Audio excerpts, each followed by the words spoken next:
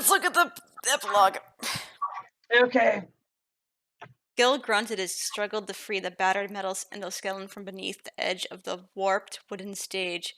Sweat that saturated his hair and forehead dripped from his left eyebrow into his eye. Salty liquid stung. Gil swore, released his grip on the endoskeleton's ankle, and wiped his eye. "We're never going to get it out of here," Gil grumbled.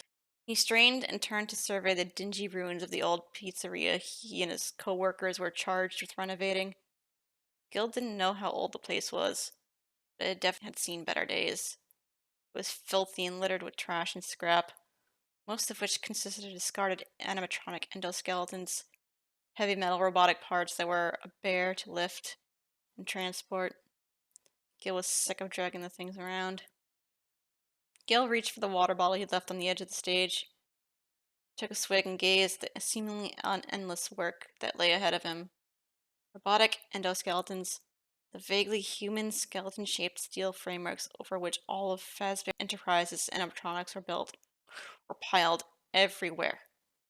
The place looked like the aftermath of a robotic Armageddon. Not only was the old pizzeria bulging with discarded metal skeletons, it was also filled with broken down tables and chairs and red vinyl top stools, stacks of wooden beams and cement blocks, and piles of concrete and metal rubble. Weirdly bright blue and green and red plates and cups, along with the purple striped tablecloths, were strewn among the larger debris. This part of the pizzeria was its main dining room, a large red wall room dominated by a rectangular stage. Although the pizzeria's electrical systems were mostly shot, and Gil and his teammates had to set up work lights around the room, stage lights, for reasons no one understood, always shone brightly. A row of the round, piercing lights lined the front of the stage, and also encircled the smaller, semicircular stage next to the large one. Foxes! On either end of the big stage, more of the floodlights glared out from rows of old speakers that sat silently, their black surfaces obscured by who knew how many years of grime. Just as Gil set down his water bottle and prepared to lean over the stuck endoskeleton, Jenny, the eager beaver 20-year-old who drove Gil nuts with his constant cheerful chatter and "isn't this fun" attitude, crawled out from under the stage. Danny brought a cloud of dust with him. Gil wrinkled his nose at the fetid smell that wafted up from under the stage cracked front skirting. Danny squirmed across the black and white checkered linoleum floor, scooted away from the stage. He held the end of the rope that was tied to another endoskeleton and dragged the broken down robotic frame behind him. It slid out easily, not caught on anything like the one Gil was dealing with. "This is the last one from way under the stage," Danny said.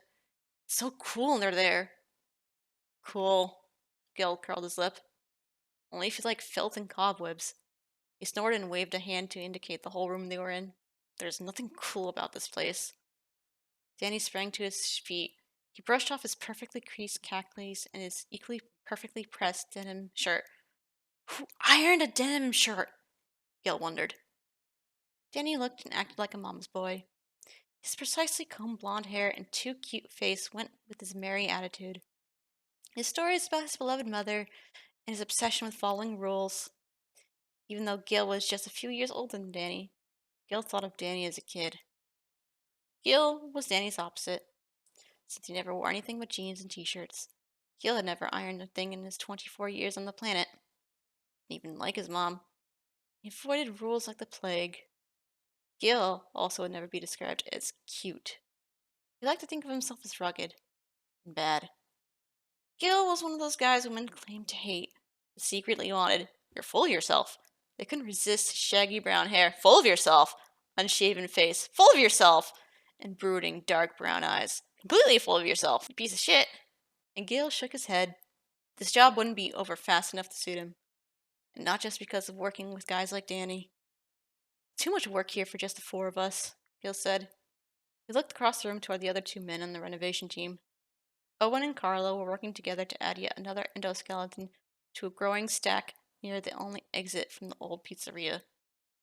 "Oh, wait, is this why there's so many endoskeletons in the mega Pizzaplex? Is because they're all just like stuff they dug up from the old pizzerias and they've just been using them all?" I think that's what they're implying. Well then.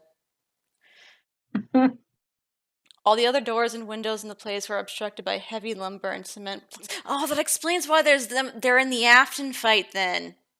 The endos? Yeah, because they're like right in the old pizzeria. Like, why would they be there unless they were like. That makes sense now. Huh. So they're still using endoskeletons from when the place was haunted in their robots that are now sentient. Oh, okay. So, like, the robots are just kind of like wandering around and getting like instructional tapes on how to glam rock, but not all of them can be a glam rock, and they're just kind of They're sitting just around down there spares. and being It makes sad. me wonder if the endos, the metal made from them at this point, if they're made of remnant. As we saw, like Jessica, like remnant is just basically like it's living metal. Right. It can like give life to things.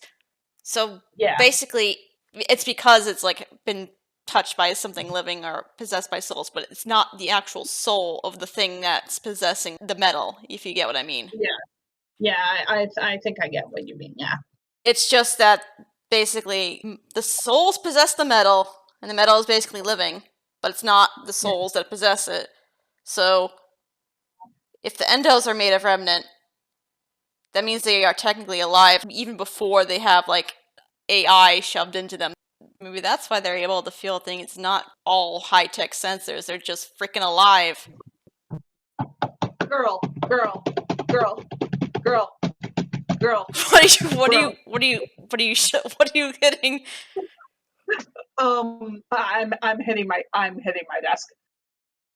Owen and Carla were working together to add yet another endoskeleton to a growing stack near the only exit from the old pizzeria. All the other doors and windows in the place were obstructed by heavy lumber and cement blocks. No way we're going to get everything done by the deadline they've given us, Gil continued. Suits have no idea how hard it is to break down these things. Gil gestured towards the endoskeleton Danny was now dragging across the floor. If you'd stop complaining so much, the work would go a lot faster, Danny said. Gil gave Danny a dirty look, which Danny ignored. Danny kept talking. These endoskeletons are fascinating, he said. And we're getting good exercise. It's like being paid to work out. He flexed an admittedly impressive bicep and grinned.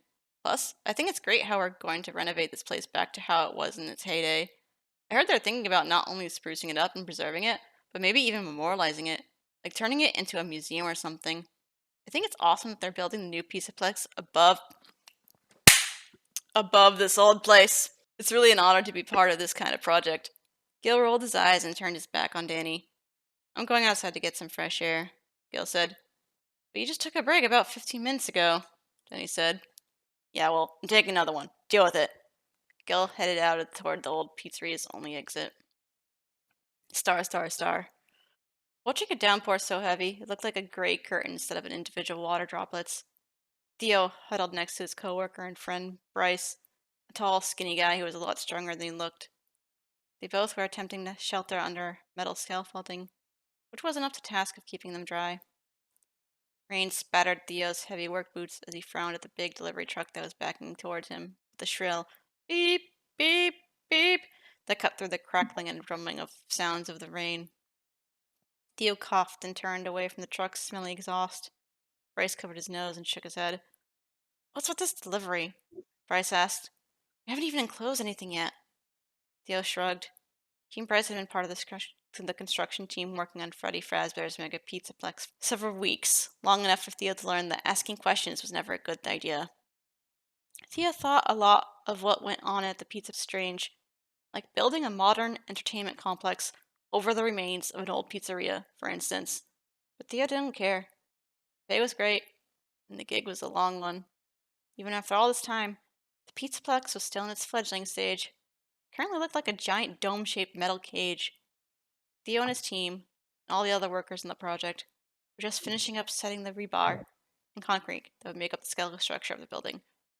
Wait, if it's dome-shaped, the building is dome-shaped, why Yeah. did it just look like a normal building in that other ending? Oh, right. Like Vanessa and Freddie like fight on the roof. Yeah. I'm I don't know when these books get written, so I don't know if this was written like during the development of Security Breach or like after the game came out. So I don't know.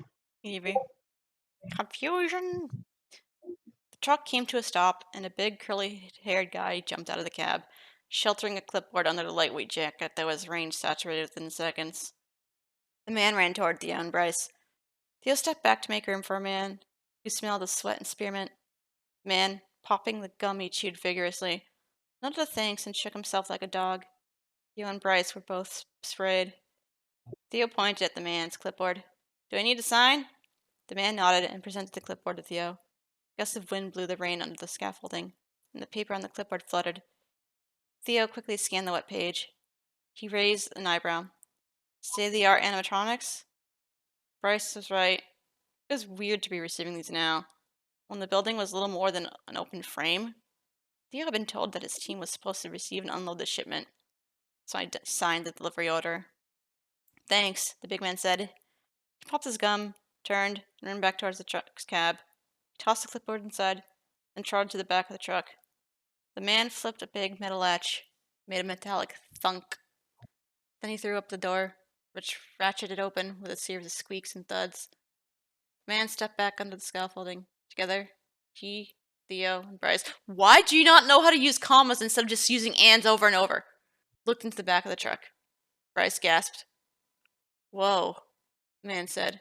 He stopped chewing his gum. Theo frowned. The delivery order said new state-of-the-art animatronics, he pointed. So what happened to that one? The man shook his head. He strode forward and jumped into the back of the truck. Theo exchanged a look with Bryce and followed the man. Bryce stayed where he was. The inside of the truck was dark and smelled like sawdust and motor oil. Rain pounded on the truck's metal roof. It was amplified in small space. It sounded like several people were banging on the top of the truck with hammers. Theo and the truck driver studied a collection of friendly-looking animatronics. Theo's gaze shifted from one robot to the next. All of them were gleaming in brand-new perfection. All of them except one. The animatronic was anything but bright and shiny and friendly-looking. Who could have done this? The truck driver shook his head, shuffled his feet nervously. Got no idea. Theo shook his head. Well, they're going to need another guitarist. Oh, so in this universe, Bonnie was just broken inside shipment. Okay. Bonnie was just born ugly. He came out, and everyone was just like, "Ew, send it back." Star, star, star. As soon as the back of the truck opened up, Gil left the shelter of the cement half wall where he'd like to take his breaks. The wall was a few feet from the exterior framework of the Pizzaplex, and none of the construction workers had a problem with him hanging out there. Now, though, Gil stepped up beside the tall, thin guy who waited under the scaffolding. The guy didn't notice Gil at first. He was looking toward the big truck driver and the other guy, broad-shouldered 30-something man with a receding hairline. Actually, the tall guy was looking beyond the driver and the prematurely bald man. He was looking at a stripped-down robot. Gil looked at the robot too, grinning, dashed the rein, and hopped up onto the back of the truck. The men in the truck turned to look at him.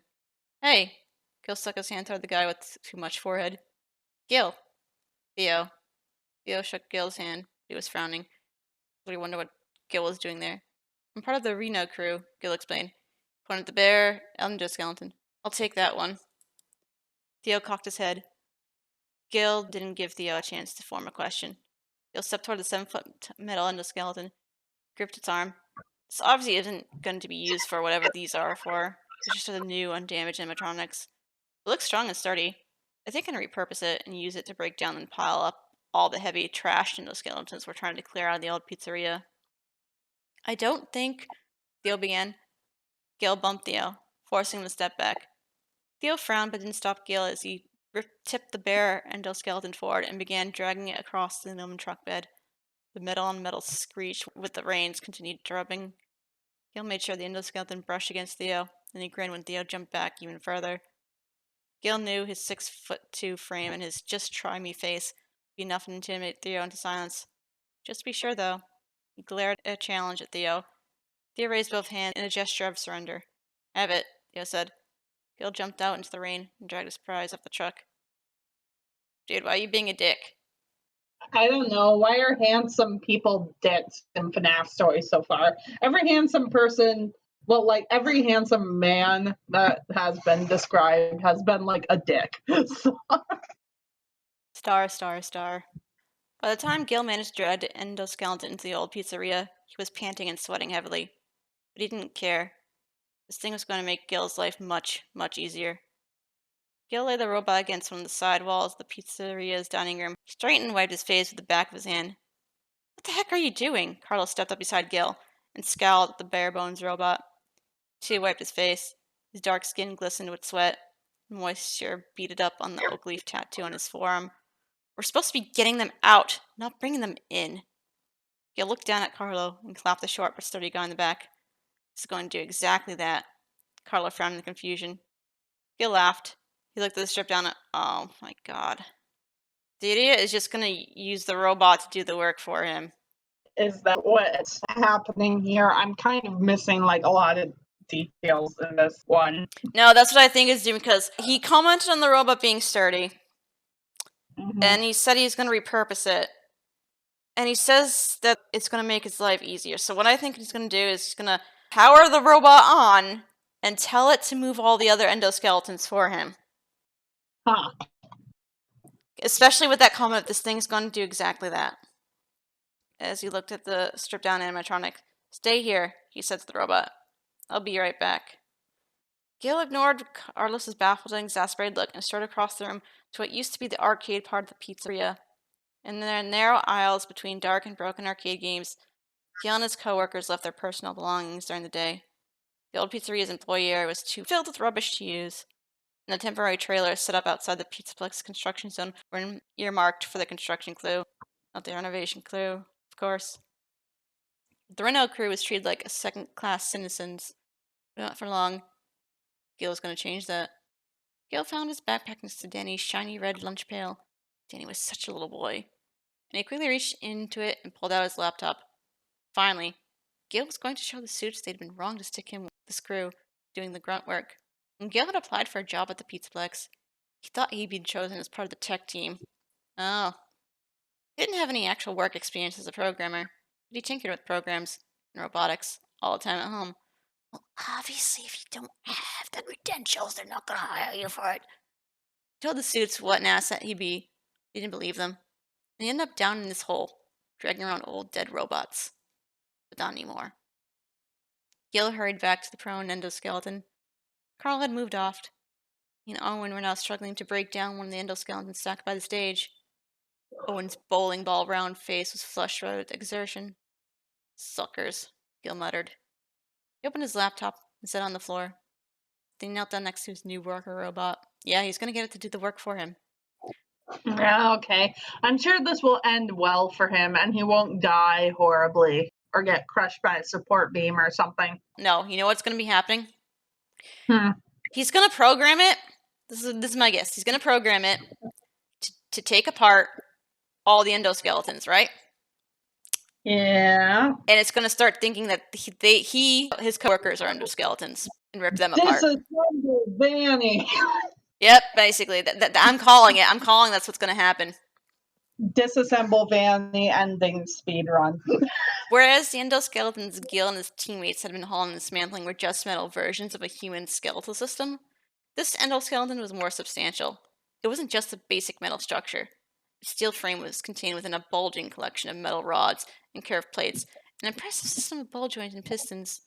All this was topped with a long, vaguely rectangular-shaped shiny steel skull. The skull was the only part of the endoskeleton that was shiny. The rest was dark and discolored, as if it survived some kind of fire. Afton! Always come back. Is this you?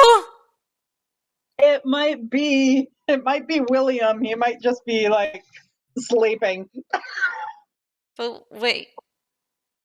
I'm so confused. So yeah, he did have an endoskeleton, and then they just like, whatever. Let's just read it. Okay. The upper part of the shiny skull contained bulging white eyes. encased in steel Hmm. sockets. The lower part contained a hinged, metal-toothed mouth jutting from the top of the head. A pair of bent metal ears stuck out like antennae.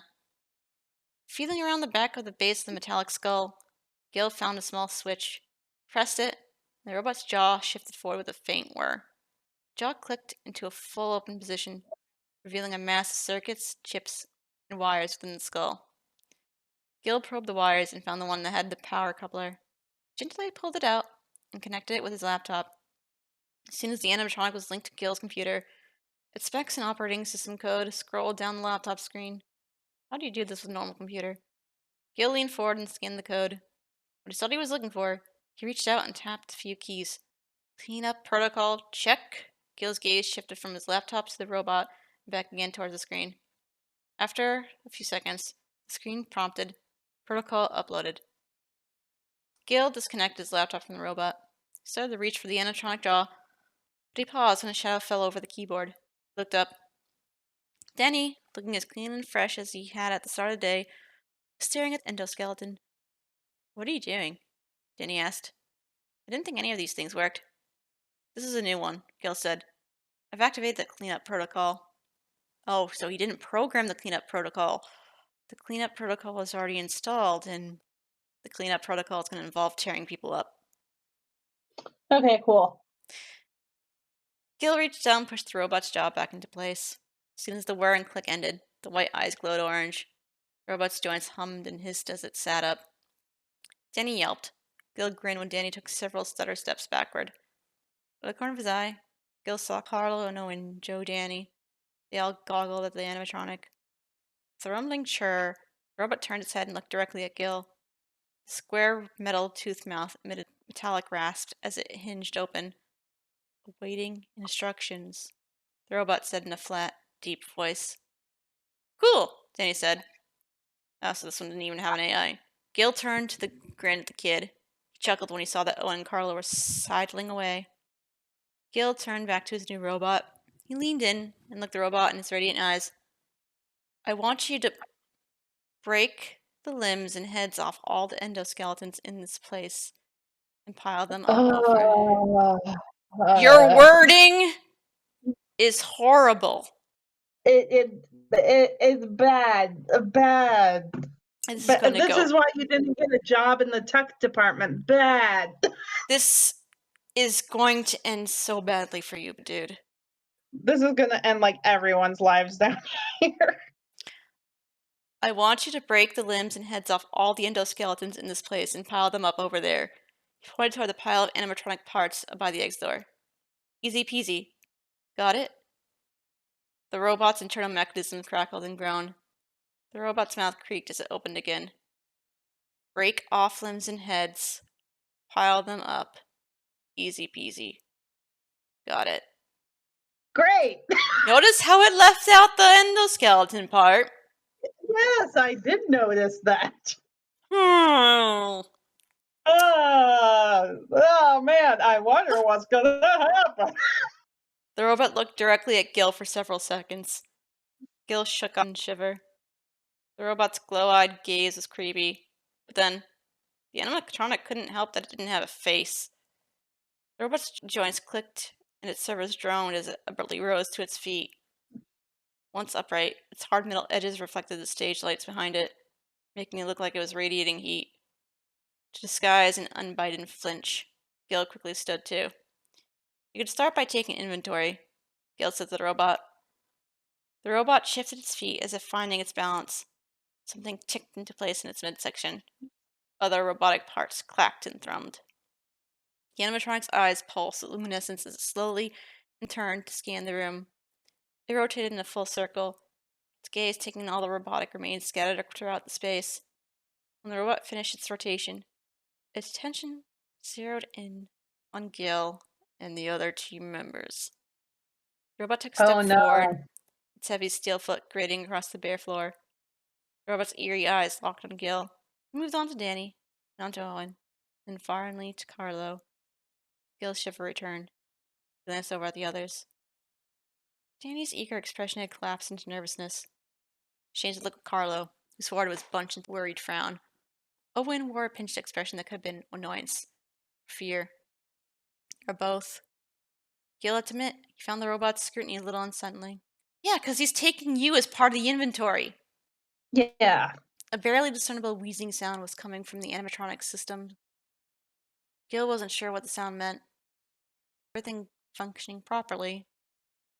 When the newly animated endoskeleton took a step, Gil nearly jumped out of his skin. He pretended that he just tripped over something, and he stepped aside as the robot strode past him. Gil was embarrassed by his reaction, but he immediately let himself off the hook. The new endoskeleton, after all, was huge, much bigger than the 5 and 6 footers Gil and his coworkers had been dragging around for so long. Oh, okay, so it's different endoskeletons that are down there. They get Uh-huh. melted into the parts that are made for the glam rocks. Okay. It was reasonable for Gil's fight or flight response to be triggered in the face of that kind of power. There was no need for it to concern. The new robot was under Gil's control. Sure, Jane. Gil joined his team members as the robot, systems grinding, walked over to the nearest endoskeleton and picked it up as if it was made of flimsy fabric. Effortlessly, the new cleanup robot snapped the endoskeleton's shoulder joints. Okay, so we were not incorrect to assume that Sun and Moon would be able to easily break things, Right. even with being just sticks. Effortlessly, the new cleanup robot snapped the endoskeleton's shoulder joints. The endoskeleton's arms came free. The robot tossed the arms aside. They landed on the floor with a skittering clatter. The robot did the same thing with the endoskeleton's legs, cracking the limbs from the hip joints and flinging them towards the arm. The metal arms and legs clanged and tangled as the big robot grabbed the endoskeleton's head and popped it off, grasping the head between its huge metal hands. The cleanup robot rolled the skull toward the discarded limbs. Since the skull stopped moving, the robot lifted the remaining torso. Stomping heavily across the black and white checkered linoleum floor, the robot carried the torso to the pile of limbs and dropped it. The torso landed with a crunch and bang. The efficient new robot turned, headed toward another endoskeleton. Over the next couple minutes, the new robot made quick work of 3 more endoskeletons. The robot had no problem deconstructing the already partly broken down endoskeletons and adding them to the growing pile by the door. Gil turned away from the robot, even at his co-workers. See? I'm a genius! He threw up his arms in triumph. That's not going to last for long. No, it will not, you stupid, stupid idiot. You know who Gil reminds me of, and I hate to say it. Who? Stadler.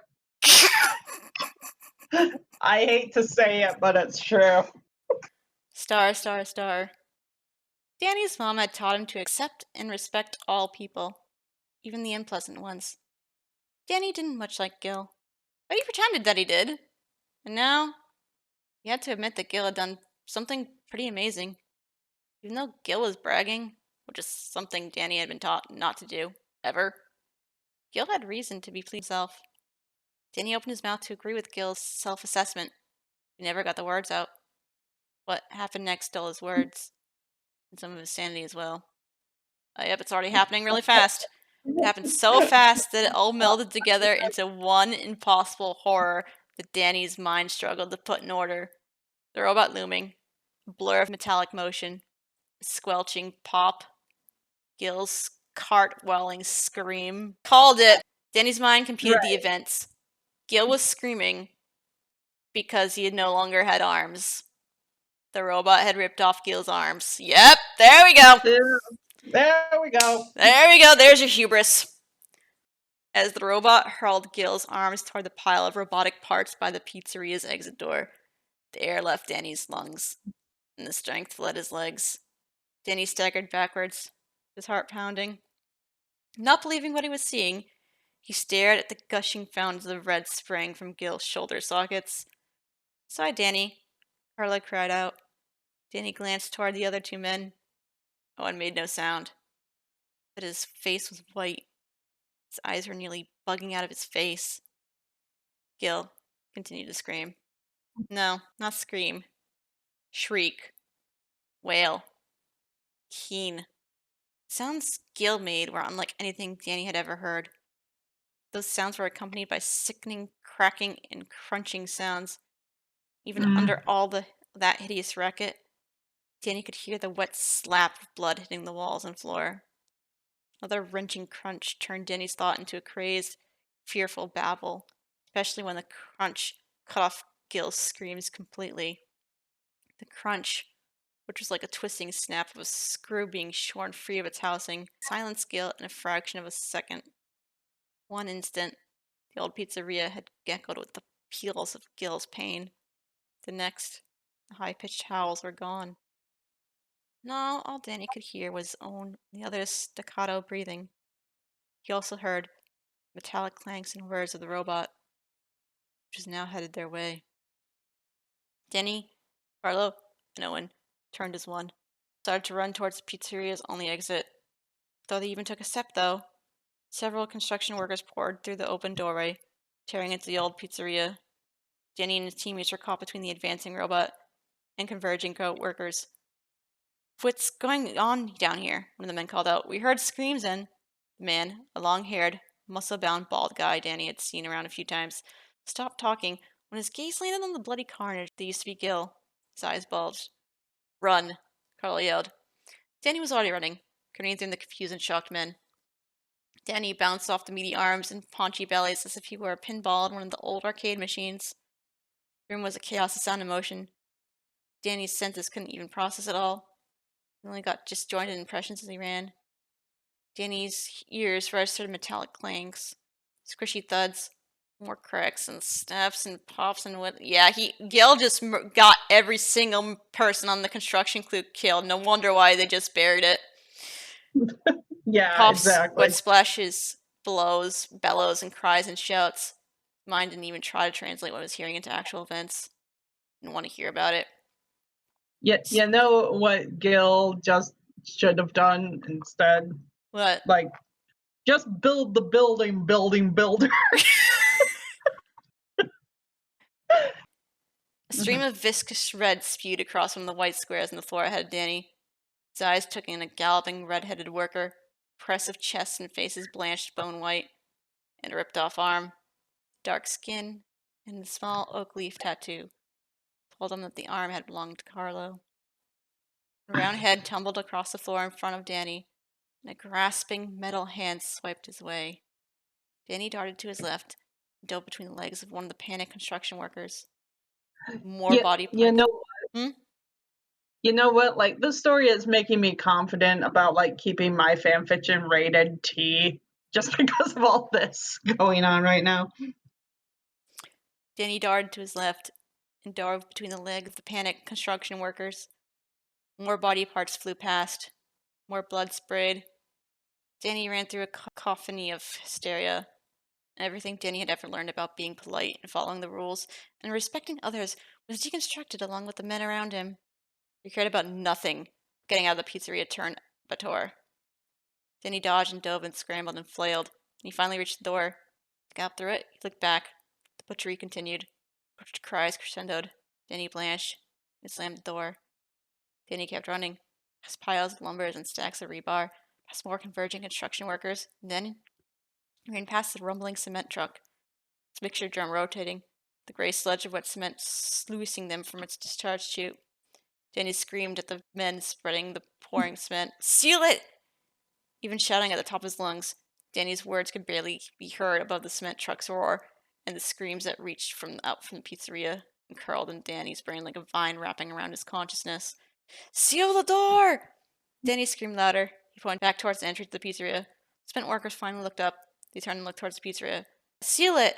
Danny cried out, and he kept running. Oh, So the they end. did try burying it in cement, but they didn't fully cement it. They only cemented the door, which was obviously drilled through by someone controlled by the glitch trap virus to get back to Afton. Right, right. And But like after the under construction story, I'm kind of glad that this one just goes like full hokey horror, and like it's just a bloodbath of elfin lead proportions. yep, just What do you think of the first Fazbear writes Tales of the Pizzaplex book? The last story, as well as the epilogue, made up for the slow first one and the incredibly boring and blah second one. Yeah, I feel the same. Like the first one was kind of interesting but slow building. The second one was kind of boring until like the element of Lally got introduced, and even then it was just still a lot of slow burn stuff. Um the third one was like way like devastating and like not in the way you think. Like it was horrifying like concepts and like unreality and like cancer pandemic and it's just like everything all at once. And the last story, like the Geo is an idiot, then everyone gets like killed by an animatronic. And that's why they just decide to build on top of the old pizzeria and not turn it into a museum like planned. Wonder But I why did it enjoy didn't it. have any shell though. Any what? Shell, because it was just a naked endoskeleton.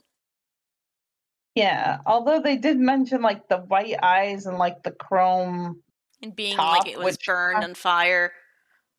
yeah, like it kind of sounds reminiscent of Spring Trap pizzeria simulator design, like the ugly one that no one likes. We'll just have to see what they do with book two and the continuation of the epilogue, since I think it's gonna be like a connecting story thing, like they did with Fazbear Frights. Yeah.